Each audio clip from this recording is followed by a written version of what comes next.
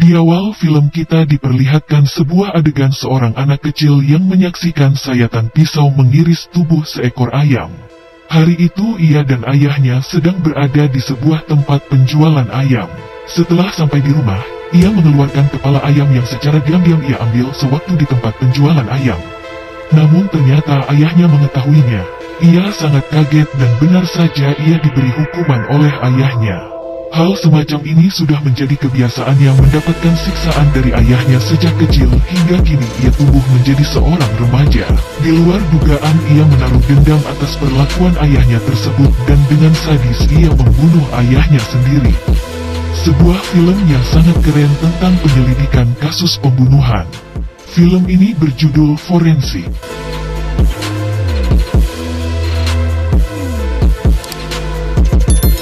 Seorang anak melaporkan bahwa adiknya sudah menghilang sejak seminggu yang lalu. Ia adalah Ritika, seorang polisi wanita yang bertugas di kota tersebut. Ia menerima laporan tentang kehilangan anak tersebut dan segera menyelidikinya. Beberapa hari kemudian, pemuda yang sedang bermain bola menemukan mayat di dekat pembuangan sampah. Mayat tersebut adalah anak perempuan yang hilang beberapa hari yang lalu yang sedang dalam penyelidikan polisi. Atasan Ritika memberikan kuasa penuh kepadanya untuk menyelidiki dan menuntaskan kasus penculikan dan pembunuhan beberapa orang anak-anak akhir-akhir ini. Ritika dengan berani menerima perintah atasannya. Ia juga dibantu oleh Samuel, seorang penasehat hukum yang kini bekerja di laboratorium forensik. Berdasarkan hasil analisa penelitian yang ia lakukan, Samuel memberikan penjelasan bahwa pelaku penculikan dan pembunuhan tersebut adalah seorang yang masih berusia muda atau anak-anak. Namun Ritika yang tak lain adalah mantan kakak ipar dari Samuel. Tidak menerima begitu saja penjelasan Samuel, sebab ia masih ada perasaan marah terhadap keluarga Samuel. Beberapa hari kemudian, terjadi lagi penculikan anak-anak. Kepolisian semakin geram dibuatnya. Sam mencoba meyakinkan Ritika bahwa dalam dari penculikan dan pembunuhan ini adalah anak-anak. Tetapi, Ritika justru memberitahunya untuk jangan coba-coba menyelidiki kasus India, seperti menonton film Hollywood.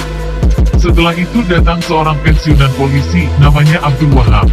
Ia membawa sampel DNA tentang kasus pembunuhan anak-anak beberapa tahun sebelumnya untuk dicocokkan dengan sampel DNA kasus yang baru-baru ini terjadi.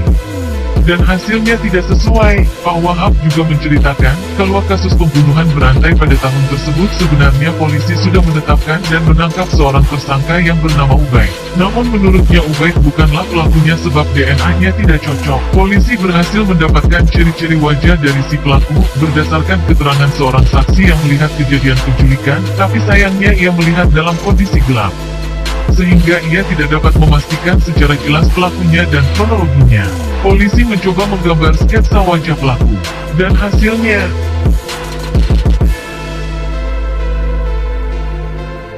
kini Ritika percaya terhadap apa yang pernah dikatakan oleh Sam, bahwa dalam pembunuhan tersebut adalah seorang anak-anak. Ritika mendatangi sebuah kantor atas permintaan Dr. Alphonse Kurian. Ia seorang ahli psikolog. Dr. Alphonse yang sekaligus menangani anak Ritika yang sedikit mengalami gangguan mental. Dokter tersebut menunjukkan foto yang mirip dengan sketsa wajah pelaku. Namanya Ruben Elias, dan ia menyarankan Ritika untuk menemui Dr. Jayakumar. Dr. Jayakumar menceritakan bahwa Ruben Elias dulunya sangat dekat dengannya dan di bawah asuhannya. Sebab Ruben Elias merupakan seorang anak yang mengalami kelainan, namun sudah lama anak itu menghilang.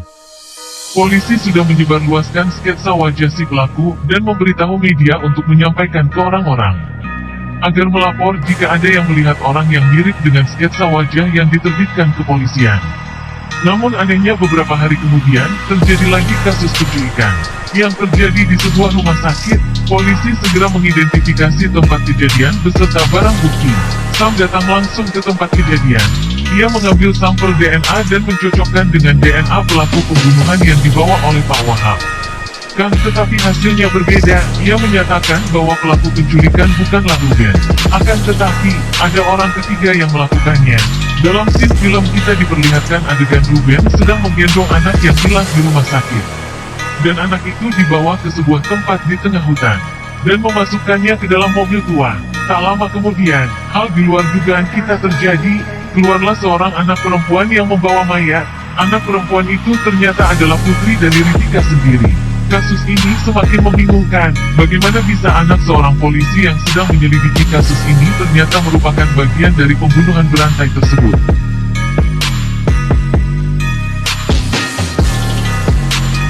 Hari berikutnya, Sam dan timnya menggali sebuah tempat dan menemukan setumpuk kerangka manusia yang sudah lama tertanam.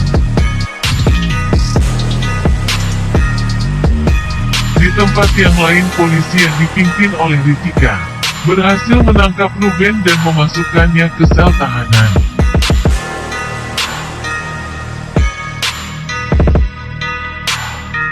Ritika merasa puas telah menangkap pelakunya.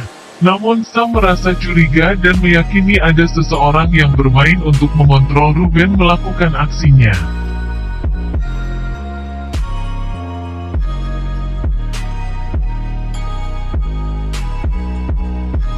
Ia mendatangi sel tahanan dan menemukan Ruben telah mati bunuh diri. Sesuai kecurigaannya, ia menemukan Bluetooth di telinga Ruben.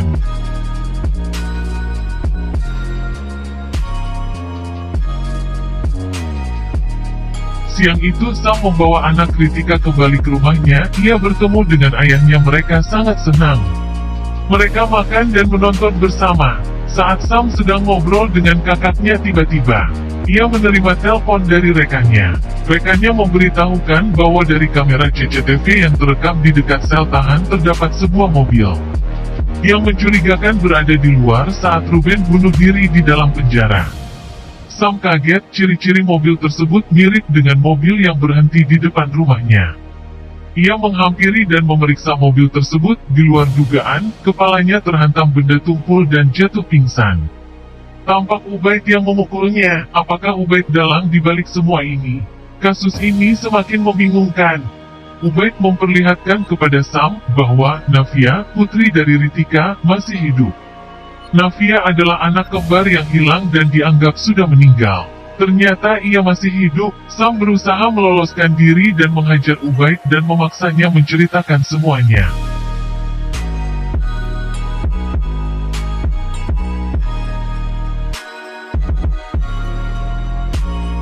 Namun Ubaid tertembak oleh seseorang yang tak dikenal. Sam mengambil HP Ubaid dan mengejar orang yang menembak Ubaid. Ia mengendarai mobil yang dipakai oleh Ubaid. Di tempat lain, polisi sedang melacak keberadaan mobil yang dipakai oleh pelaku penculikan. Dan naas, Sam justru dihentikan oleh polisi. Ia dicurigai oleh kepolisian. Namun Sam berusaha melarikan diri untuk tetap mengejar pelaku pembunuhan. Siang itu Ritika diundang oleh Pak Abdul Wahab. Ritika terkejut sebab di dalam rumah ada Sam dan mantan suaminya. Ritika segera ingin pulang, namun Sam menceritakan dan memperlihatkan video yang berasal dari handphone Ubaid. Ritika melihat anaknya dalam video tersebut, ia kaget. Sam menceritakan bahwa gadis dalam video tersebut adalah anak Ritika yang sudah hilang sejak lama. Dia adalah Nafia. Ritika tidak percaya, namun Sam tetap meyakinkannya. Ritika sangat sedih dan ingin segera menemukan anaknya. Untuk pertama kalinya setelah bercerai, mantan suami Ritika menyentuh pundak Ritika, memberikan semangat. Sam juga sudah mengetahui siapa dalang dari semua kejadian ini. Ia mendatangi Dr. Alphonse Kurian dan membawanya naik mobil. Di dalam mobil Sam memperlihatkan foto pelaku penculikan dan pembunuhan yang selama ini dicari. Ternyata, dalam semua kejahatan ini adalah Dr. Alphonse Kurian. Terjadi perkelahian di atas mobil yang menyebabkan mobil terbalik dan Dr. Alphonse terlempar sebab ia melepaskan sabuk pengamannya. Dr. Alphonse meninggal. Sam dapat terselamatkan. Nafia juga berhasil ditemukan dan kini telah berkumpul dengan keluarganya. Kasus ini berhasil terpecahkan. Jika Anda penasaran, silakan tonton full movie-nya. Terima kasih.